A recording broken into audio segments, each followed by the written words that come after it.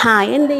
Sunday special mutton చూద్దామా? ముందుగా ఉల్లిపాయలు, పచ్చిమిర్చి, బిర్యానీ ఆకు, దాల్చిన చెక్క తీసుకోండి. స్టవ్ ఆన్ చేసి కుక్కర్ పెట్టుకొని ఆయిల్ వేసుకొని ఈ ఇంగ్రీడియంట్స్ అన్నీ అందులో వేసి బాగా ఫ్రై చేయండి. ఫ్రై అయిన తర్వాత అల్లం వెల్లుల్లి పేస్ట్ కూడా వేసుకొని బాగా ఫ్రై చేయండి.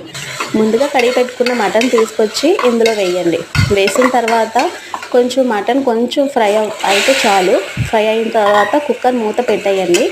మూత పెట్టి 2 మినిట్స్ ఉంచి కుక్కర్ మూత తీయండి. వాటర్ ఇలా వస్తుంది. వచ్చిన తర్వాత పసుపు, మీరు ఎంత కారం తింటారో అంత కారం, రుచికి తగినంత ఉప్పు వేసుకొని బాగా ఒకసారి కలుపుకొని మీకు గ్రేవీ ఎంత కావాలో అంత వాటర్ చూసి అడ్జస్ట్ చేసుకోండి.